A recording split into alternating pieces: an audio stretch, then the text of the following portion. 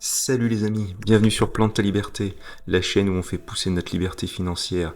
Aujourd'hui les amis, nouvelle vidéo qui va revenir sur la semaine passée où il y a eu plusieurs faits marquants et on va voir ça ensemble. Tout d'abord, comme t'as vu sur ma dernière vidéo, euh, la semaine dernière a été marquée par des earnings de plusieurs sociétés et dont deux, Meta et Microsoft. Et on va voir ensemble du coup ce qu'il s'est passé. Donc là, tu as le graphique de Meta. Donc comme tu vois sur ce graphique, j'ai mis une petite flèche avec les earnings, donc les résultats de Meta. Et comme tu peux le voir, les résultats sont très bons. Ce qui a fait que le titre... Ce qui a fait que le titre a monté à un moment donné de 17%, et là il est redescendu à quasiment 12,63%. Donc en gros, le marché a répondu dans le vert par rapport aux résultats de Meta. Et on peut même voir que depuis son dernier ATH, maintenant, on se situe à 10%, quasiment 11% de son dernier ATH. Donc le marché a répondu dans le vert et a accueilli favorablement du coup les résultats de Meta. Par contre, il y a une autre société où ce n'est pas du tout le cas. Donc comme je te disais, il y a une deuxième société, c'est qu'on attendait le résultat vraiment impatiemment, c'était Microsoft.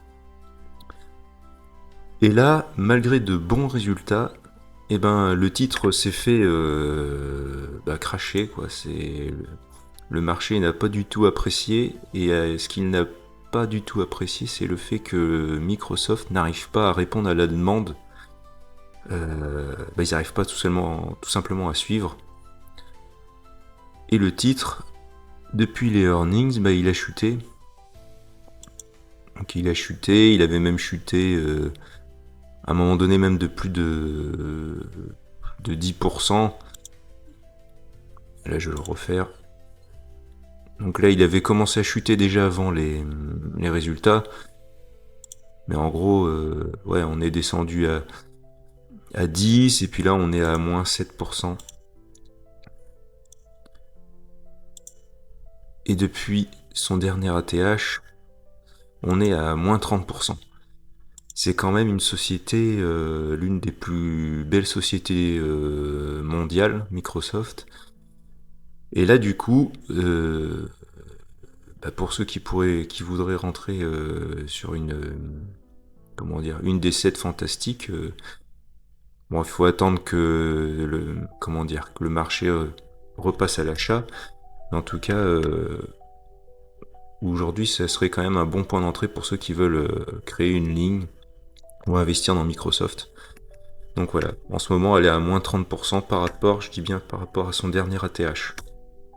Donc Microsoft sanctionné parce qu'elle n'arrive pas à suivre justement toutes les demandes liées forcément à l'IA et tout. Et la semaine passée, il y a eu aussi l'or. L'or qui, sur la dernière vidéo on a vu ensemble, n'arrêtait pas de monter. Et on va voir ça sur le graphique tout de suite. Donc l'or, la semaine dernière a fait un nouvel ATH. Donc sur la dernière vidéo, on était à peu près à 96 ou 86 plutôt, pardon. Donc on va relever cet ATH ensemble. On est monté à peu près, j'arrondis à 5609 $ l'once d'or. Et là, comme tu peux le voir, je t'ai mis une petite flèche. Et Jérôme Powell a parlé cette semaine comme quoi la Fed ne baissait pas les taux. Genre, comme vous le saviez, très certainement, Trump fait le forcing pour virer Powell et mettre quelqu'un à la place qui serait plutôt favorable à Trump, là on va pas se mentir. Et la Fed a décidé de stabiliser les taux, donc il n'y a pas de baisse de taux. Et depuis, le marché a baissé, l'or avait baissé de moins 16%, et en la clôture du marché, un moins 13,24%. Donc c'est extrêmement rare, voire je sais même pas si ça s'est produit dans le passé, qu'il y a une aussi grosse chute en une seule journée. Mais en tout cas, ce qui est sûr, c'est que il n'y a pas que l'or qui a chuté comme ça, aussi il y a tous les métaux, le cuivre, enfin voilà. Je pense que tu as dû le voir dans les médias. Donc là, c'est des milliards et des milliards de dollars qui se sont évaporés en quelques heures. Et ce qui est intéressant de savoir, c'est justement où, c'est ça qui est bon à savoir, c'est savoir où vont aller ces liquidités. Parce que très certainement, des gens ont récupéré leurs gains. Donc ce qui est aussi bon signe, hein. Comme j'avais dit sur la dernière vidéo, les arbres ne montent pas jusqu'au ciel. Et là, c'est impressionnant quand même la hausse qu'il y a eu. Donc voilà, du coup il y a aussi un retour à la réalité, à savoir maintenant savoir ce que le marché va faire. À titre personnel, je pense quand même que ça va quand même continuer à monter. Il y a eu une prise de bénéfices. Et sachant avec toutes les tensions géopolitiques que nous avons actuellement avec Trump, l'Iran, donc voilà, donc le cours aussi du pétrole, le Brent, augmente aussi. Donc il a monté de 9%. Donc maintenant aussi, on va voir ensemble le cours du Bitcoin, qui lui aussi a beaucoup corrigé, beaucoup baissé. Maintenant les amis, le Bitcoin. Alors le Bitcoin, alors là c'est vraiment la chute, c'est la grosse chute. Donc la dernière fois on avait vu tarif douanier Trump avec l'Europe, donc là ça avait chuté, ça avait un peu remonté, un peu corrigé, et là boum, depuis que Jérôme Powell a parlé, et là c'est la dégringolade carrément. Donc là aujourd'hui on est dimanche 1er février. Et ben là c'est très simple, hein. Depuis que Jérôme Powell a parlé, on est à l'heure actuelle à quasiment moins 7%. Sachant qu'on est descendu dans la nuit, on est descendu à 75 957 dollars le Bitcoin. Là on a remonté à l'heure actuelle, mais grosse correction du Bitcoin. Donc pareil, hein, y a beaucoup de choses qui ont chuté depuis. Donc là, si pour ceux qui veulent réinvestir dans le Bitcoin, peut-être attendre un retournement, mais en tout cas là, c'est pas bon signe parce que donc si on dézoome, j'avais fait j'avais dessiné un canal haussier. Et là, je t'ai mis un trend. En fait, on a tapé carrément la zone où il y a eu le crack l'année dernière, le mini crack au mois d'avril, au niveau des tarifs, les premiers tarifs douaniers de Trump au niveau mondial. Ben, on a tapé carrément le même prix. Et tu vois, en analyse graphique, tu vois que ça fait ce qu'on appelle une tête-épaule. Donc tête-épaule. Et après, avec la ligne des coûts, très souvent, ça peut aller plus bas. Donc, voilà, tous ceux qui veulent peut-être potentiellement investir dans le Bitcoin, peut-être attendre, voir comment ça va se passer. On sait très bien que le Bitcoin, tout ce qui est crypto-monnaie, c'est extrêmement volatile. Mais là, quand même, depuis l'année dernière, depuis le plus haut, donc depuis l'ATH du Bitcoin, on est à moins 37%. Donc quand même une grosse correction. Donc à voir comment le Bitcoin va se comporter. En tout cas voilà, là encore,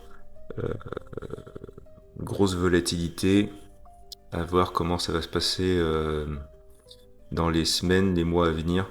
Mais voilà, en tout cas, ce qui est sûr, c'est que le Bitcoin a vraiment corrigé fortement. Maintenant, la semaine qui arrive, on va avoir droit aussi à pas mal de earnings, des résultats d'entreprise. Et je vais te montrer. Hop, je vais diminuer. Donc, lundi, tu as Palantir, tu as Disney. Alors, je parle que des grosses, hein, vraiment. Moi, celle que je suis, vraiment. Après, tu peux voir sur le tableau ce qui peut, toi, t'intéresser. Là où tu investis. T'as AMD, PayPal, PepsiCo, Pfizer. Mercredi, donc moi forcément, je suis actionnaire de Alphabet, donc ça va vraiment m'intéresser. Alphabet. Jeudi, Amazon, pareil, là je suis actionnaire. Donc là, il y a par exemple, il y a 2 des 7 fantastiques, hein, donc Alphabet et Amazon. Donc là, c'est vraiment les deux sociétés les deux entreprises dont vraiment je vais surveiller les résultats. Donc voilà. Là, comme tu peux le voir, c'est en aftermarket, hein, donc c'est à la fermeture du marché.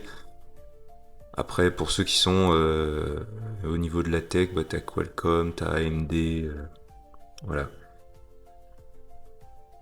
Donc par exemple, il y a Shell aussi pour ceux qui sont investis dans des pétrolières. Ça peut être intéressant, surtout en ce moment. Il y a Barrick Mining, société aurifère, minière.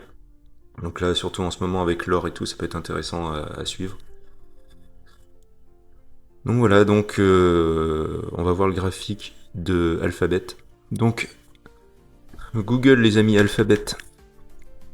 Donc nous allons avoir les résultats la semaine prochaine. Et comme tu peux le voir, bon, il y a une mini correction, mais on est toujours dans le canal haussier. Depuis son ATH, puisque j'ai fait un relevé d'ATH du coup la semaine dernière, hein, parce qu'elle a encore fait un plus haut. Donc là, en gros, on est à 2% de son ATH. Donc c'était le 29 janvier, la semaine dernière, où elle a tapé encore un nouvel ATH. Donc Google, c'est vraiment l'entreprise à l'heure actuelle qui a le plus monté. Et au vu normalement des dernières nouvelles, les chiffres théoriquement devraient être bons, voire excellents. Donc à voir comment le marché va prendre ses earnings. En tout cas, si c'est bon, ça pourrait encore monter plus haut, voire peut-être potentiellement à un moment donné toucher peut-être cette zone-là des 380 dollars l'action. Donc en tout cas, voilà, ça va être très intéressant à suivre. Donc il n'y a plus qu'à attendre vendredi matin pour nous, pour savoir exactement comment le marché va prendre ces nouvelles-là. Ensuite, la deuxième société, c'est Amazon. Donc les amis, Amazon, donc résultat pareil, fin de semaine prochaine. Donc dernier ATH d'Amazon, c'était l'année dernière. Aujourd'hui, on est à environ 7,7% de son ATH. 7,79% de son ATH. Donc, comme tu peux le voir, on est toujours sur son canal haussier. Hein. Donc c'est pareil, hein, c'est l'une des plus grosses entreprises du monde, hein, qui génère énormément de cash. Et pareil, il n'y a pas de raison que les chiffres soient mauvais. Donc à voir comment le marché va accueillir ces résultats. En tout cas, ce qui est sûr, c'est que l'entreprise est en pleine croissance. Donc moi, en tout cas, je suis toujours bullish sur cette valeur qui ne cesse de croître. Donc voilà. Du coup, je vais te laisser là. Je te souhaite de passer une bonne semaine et à voir aussi les conflits géopolitiques. Qu'est-ce qui va se passer avec l'Iran, parce que ça peut avoir de fortes conséquences au niveau du pétrole. Donc pareil, affaire à suivre aussi au niveau des pétrolières. Le pétrole augmente. Si tu es actionnaire de pétrolière, tu vois très bien que les cours sont en train de monter, les valeurs pétrolières sont en train de monter. Donc voilà.